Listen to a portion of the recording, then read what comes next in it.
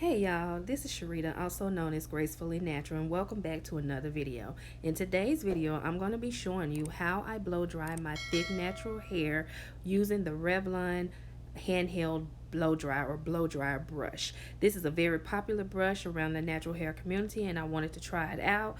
And so what you're going to see me doing right here is I just speed up this process, but this is me sectioning my hair into my usual 4 sections. I wanted to get straight to the video, so if you have any questions about anything that I'm doing in the video, please leave them in the comments section. But I hope you enjoy this video of how I blow dry my thick natural hair to make sure that I have less shedding and to make sure I maintain my hair health. Then continue to keep watching, and I'll see you in the next video. So let's jump right into the video.